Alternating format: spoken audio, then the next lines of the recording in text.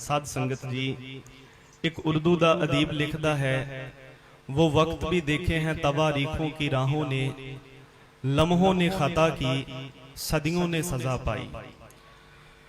कल्लूकारा जून 1984 ਦਾ ਦੁਖਾਂਤ, ਜਿਸ ਦੇ ਸੰਬੰਧ ਵਿੱਚ ਆਪਾਂ ਹਰ ਸਾਲ ਦੀ ਤਰ੍ਹਾਂ ਜੁੜ ਬੈਠੇ ਹਾਂ। ਇਸ ਦੁਖਾਂਤ ਦੇ ਪਿੱਛੇ ਸਾਡੇ ਗਦਾਰ ਤੇ ਲਾਲਚੀ ਲੀਡਰਾਂ ਦਾ ਕਸੂਰ ਹੈ। ਸਿੱਖ ਪੰਥ ਦੇ ਇੱਕ ਉੱਗੇ ਲਿਖਾਰੀ ਨੇ ਬੜਾ ਸੋਹਣਾ ਲਿਖਿਆ, ਕਹਿੰਦੇ ਨੇ ਅਕਾਲੀ ਦਲ ਦਾ ਇਤਿਹਾਸ ਸੰਗਤਾਂ ਦੀਆਂ ਕੁਰਬਾਨੀਆਂ ਨਾਲ ਭਰਿਆ ਇਤਿਹਾਸ। ਧਿਆਨ ਦੇਣਾ, ਅਕਾਲੀ ਦਲ ਦਾ ਇਤਿਹਾਸ ਸੰਗਤਾਂ ਦੀਆਂ ਕੁਰਬਾਨੀਆਂ ਨਾਲ ਭਰਿਆ ਇਤਿਹਾਸ ਤੇ ਅਕਾਲੀ ਦਲ ਦਾ ਇਤਿਹਾਸ ਲੀਡਰਾਂ ਦੀਆਂ ਗਦਾਰੀਆਂ ਨਾਲ ਭਰਿਆ ਇਤਿਹਾਸ। ਮਾਸਟਰ ਤਾਰਾ ਸਿੰਘ, ਬਲਦੇਵ ਸਿੰਘ ਨੇ ਗਲਤੀ ਕੀਤੀ ਜਦੋਂ ਇੰਗਲੈਂਡ ਦੇ ਵਿੱਚ ਤਿੰਨਾਂ ਕੌਮਾਂ ਦੇ ਲੀਡਰਾਂ ਨੂੰ ਸੱਦ ਕੇ ਆਖਿਆ ਕਿ ਤੁਸੀਂ ਆਪੋ ਆਪਣਾ ਦੇਸ਼ ਵੱਖਰਾ ਬਣਾ ਲਵੋ। ਜਦੋਂ ਜਨਾਹ ਦੀ ਵਾਰੀ ਆਈ, ਗੋਰੇ ਅਫਸਰਾਂ ਨੇ ਕਿਹਾ ਕਿ ਤੇਰੀ ਗਿਣਤੀ ਘੱਟ ਹੈ, ਹਿੰਦੂਆਂ ਦੇ ਮੁਕਾਬਲੇ ਤੈਨੂੰ ਦੇਸ਼ ਛੋਟਾ ਮਿਲੇਗਾ। ਤੇ ਜਨਾਹ ਨੇ ਆਪਣੀ ਜੇਬ ਚੋਂ ਰੁਮਾਲ ਕੱਢ ਕੇ ਮੇਜ਼ ਤੇ ਵਿਛਾ ਦਿੱਤਾ ਤੇ ਕਹਿੰਦਾ, ਮੈਨੂੰ ਭਾਵੇਂ ਇੰਨਾ ਹੀ ਦੇ ਦਿਓ, ਪਰ ਚਾਹੀਦਾ ਮੈਨੂੰ ਆਪਣਾ ਆਪਦਾ ਹੈ। ਤੇ ਮਾਸਟਰ ਤਾਰਾ ਸਿੰਘ ਨੂੰ ਉਸਨੇ ਆਖਿਆ ਸੀ, ਤੁਸੀਂ ਅੱਜ ਤੱਕ ਹਿੰਦੂਆਂ ਨੂੰ ਗੁਲਾਮ ਵੇਖਿਆ ਹੈ, ਆਜ਼ਾਦ ਨਹੀਂ ਵੇਖਿਆ। ਜਦੋਂ ਇਹ ਆਜ਼ਾਦ ਹੋਣਗੇ, ਇਹ ਮੁਗਲਾਂ ਨਾਲੋਂ ਅੰਗਰੇਜ਼ਾਂ ਨਾਲੋਂ ਵੀ ਭੈੜੇ ਹੋਣਗੇ। ਉਸ ਕੱਟੜ ਹਿੰਦੂ ਤਵੀ ਸੋਚ ਨੇ ਜਿੰਨੇ ਵੀ ਵਾਅਦੇ ਕੀਤੇ ਸੀ ਸਾਰੇ ਮੁੱਕਰ ਗਏ। ਜਵਾਹਰ ਲਾਲ ਨਹਿਰੂ ਨੇ ਆਖਿਆ ਕਿ ਸਿੱਖਾਂ ਨੂੰ ਉੱਤਰੀ ਭਾਰਤ ਦੇ ਵਿੱਚ ਇੱਕ ਵੱਖਰਾ ਖਿੱਤਾ ਦੇ ਦੇਣਾ ਚਾਹੀਦਾ ਜਿੱਥੇ ਇਹ ਆਜ਼ਾਦੀ ਦੇ ਨਾਲ ਰਹਿ ਸਕਣ। ਮਹਾਤਮਾ ਗਾਂਧੀ ਨੇ ਦਿੱਲੀ ਸੀਸਗੰਜ ਗੁਰਦੁਆਰੇ ਦੇ ਵਿੱਚ ਆਖਿਆ ਸੀ ਕਿ ਸਿੱਖ ਬਹਾਦਰ ਕੌਮ ਹੈ, ਇਹਨਾਂ ਨੇ ਕੁਰਬਾਨੀਆਂ ਦਿੱਤੀਆਂ ਨੇ, ਹੱਕ ਸਾਰੇ ਦਿੱਤੇ ਜਾਣਗੇ। ਸੰਗਤ ਚੋਂ ਆਵਾਜ਼ ਆਈ ਕਿ ਜੇ ਹੱਕ ਨਾ ਦਿੱਤੇ ਗਏ, ਤੇ ਮਹਾਤਮਾ ਗਾਂਧੀ ਨੇ ਆਖਿਆ ਜੇ ਨਾ ਮਿਲੇ ਫਿਰ ਸਿੱਖਾਂ ਦੇ ਕੋਲ ਗੁਰੂ ਗੋਬਿੰਦ ਸਿੰਘ ਮਹਾਰਾਜ ਦੀ ਬਖਸ਼ੀ ਸ਼ਮਸ਼ੀਰ ਹੈ, ਇਹ ਔਕੜ ਦੇ ਸਮੇਂ ਸ਼ਮਸ਼ੀਰ ਚੁੱਕ ਕੇ ਵੀ ਆਪਣੇ ਹੱਕ ਲੈਣਾ ਜਾਣਦੇ ਹਨ। ਇਤਿਹਾਸ ਬੜਾ ਲੰਬਾ ਹੈ, ਲੇਕਿਨ ਮੈਂ ਇੱਕ ਬੇਨਤੀ ਕਰਾਂ ਕਿ ਜਦੋਂ 1984 ਦੇ ਘੱਲੂਘਾਰੇ ਦੀ ਗੱਲ ਆਉਂਦੀ ਹੈ ਤੇ ਅਸੀਂ 1 ਜੂਨ 2 ਜੂਨ 3 ਜੂਨ ਇਹ ਸਾਰਾ ਵੇਰਵਾ ਤਾਂ ਬਹੁਤ ਚੰਗੀ ਤਰ੍ਹਾਂ ਜਾਣ ਲੈਂਦੇ ਹਾਂ, ਪਰ ਉਸ ਘੱਲੂਘਾਰੇ ਤੋਂ ਪਹਿਲਾਂ ਮੁੱਢ ਕਿੱਥੋਂ ਵੱਜਾ? ਸੰਤ ਗਿਆਨੀ ਕਰਤਾਰ ਸਿੰਘ ਜੀ ਖਾਲਸਾ ਭਿੰਡਰਾਂ ਵਾਲੇ, ਦਮਦਮੀ ਟਕਸਾਲ ਦੇ 13ਵੇਂ ਮੁਖੀ। ਮਹਾਂਪੁਰਖਾਂ ਨੇ 37 ਜਲੂਸ ਕੱਢੇ ਗੁਰੂ ਤੇਗ ਬਹਾਦਰ ਮਹਾਰਾਜ ਜੀ ਦੇ ਸ਼ਹੀਦੀ ਪੁਰਬ ਸ਼ਤਾਬਦੀ ਨੂੰ ਸਮਰਪਿਤ।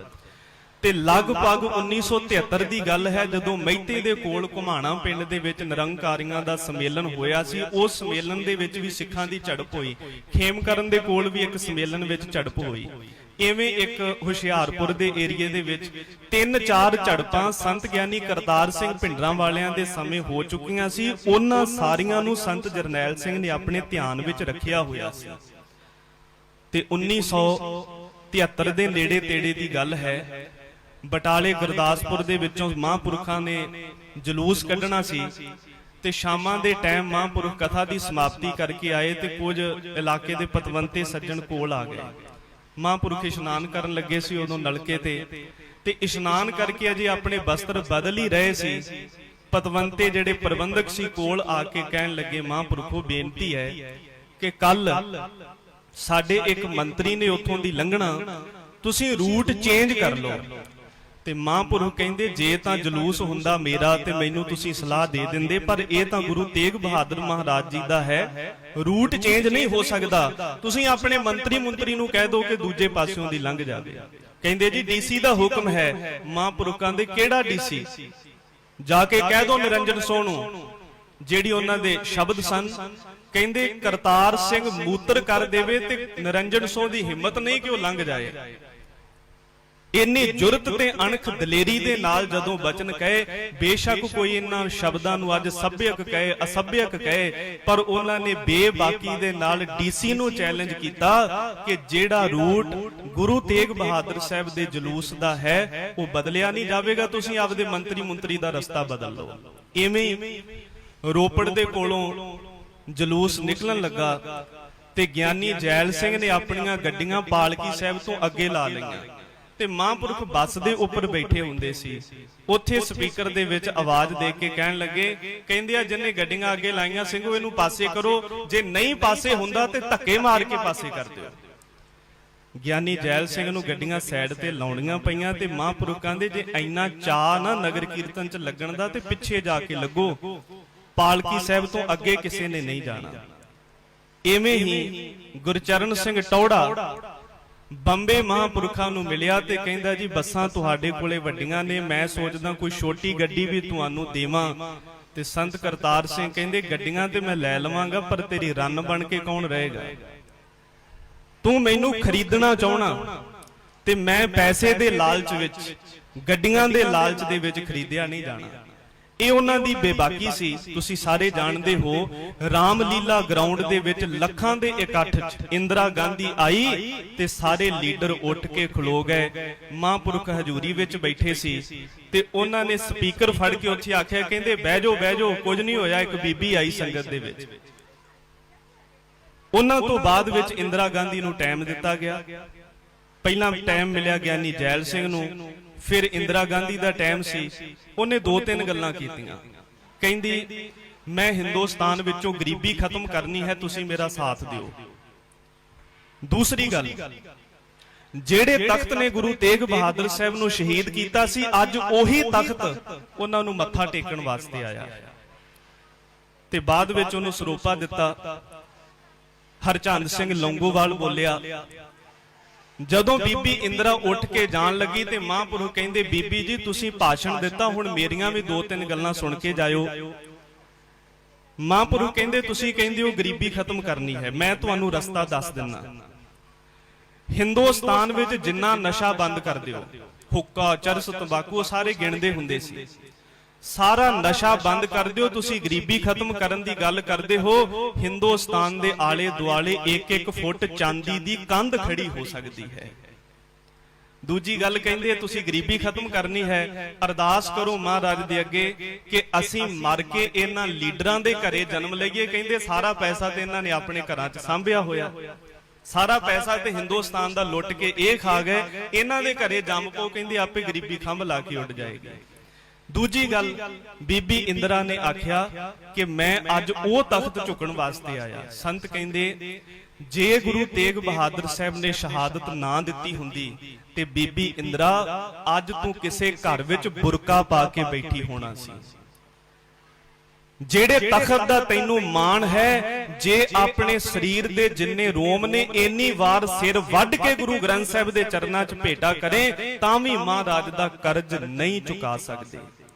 ਹੁਣ ਇਸ ਤਰ੍ਹਾਂ ਦੇ ਬੇਬਾਕੀ ਭਰੇ ਜਦੋਂ ਬੋਲ ਸੁਣੇ ਤੇ ਉਸ ਦਮਦਮੀ ਟਕਸਾਲ ਇੰਦਰਾ ਗਾਂਧੀ ਦੀ ਅੱਖ ਵਿੱਚ ਰੜਕਣ ਲੱਗ ਪਈ।